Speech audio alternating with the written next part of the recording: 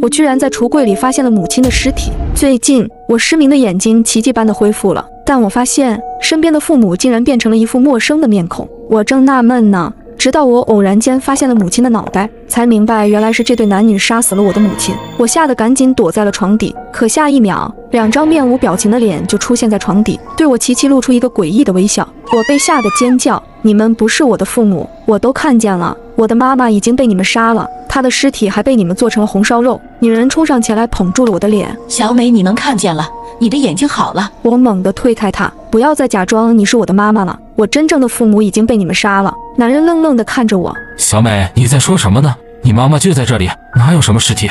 我一气冲到了厨房里，但离奇地发现地上我母亲的脑袋消失了，母亲的尸体也变成了一块猪肉。我面色发白，节节后退，不敢相信我看到的。这时女人突然大声哭了起来：之前医生就提醒过我们，说你可能会出现一些车祸后遗症，但我们都没放在心上。你现在是怎么了呀？我扭过头，死死地看着这两张陌生的脸庞。你们有什么证据证明你们是我的爸妈？女人擦了擦眼睛，颤巍巍地拿出了手机。我注意到她的手指处竟然也有一个和我母亲一模一样的黑痣。女人给我展示了手机上的照片，手机里是我们一家三口甜蜜的合照，照片上显示的日期正是3个月前我没有失明的时候。难道我真的生病了？我因为生病所以产生了幻觉吗？我迫不及待地想要知道真相，于是我拨通了老公医生的电话。医生很快接通了。小美怎么了？我哭喊着说道：医生，我真的生病了吗？到底是怎么回事？你快来帮帮我！医生立刻回复道：小美，你别怕，我马上就到。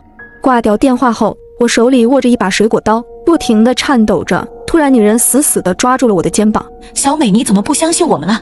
你病了，你病得很严重，妈妈和爸爸要送你去医院。我举起刀，猛地刺中了女人的手臂。此时，女人流着眼泪看着我，她丝毫不顾自己伤口的疼痛。小美，爸妈已经很辛苦地照顾你了，把刀放下吧。这时，医生气喘吁吁地出现在我身后，他拿出了一张精神鉴定证明，报告上写着我的精神极其不稳定，伴随臆想、幻觉等症状。最终，我下定了决心，一刀划开了自己的喉咙。我本以为我会结束这痛苦的噩梦，但出乎意料的是，医生站在那里一动不动地看着我，说了一句：你做到了，小美。接着，我竟从黑暗中苏醒过来。原来半年前，一对无恶不作的夫妻来到我家抢劫，我刚好半夜起床上厕所，结果被他们绑架了，并且歹徒还用刀刺伤了我的眼睛。虽然母亲第一时间报警，成功制服了歹徒，但在那之后，我便患上了受害者综合症，一直生活在痛苦之中，甚至因为胆小的性格开始出现臆想、幻觉等并发症。我臆想出了长着歹徒脸的假父母，并认为他们杀掉了我的亲生父母，将为我治疗的医生幻想成了自己的老公。如今我终于成功走出阴影，回到了爱我疼我的父母身边。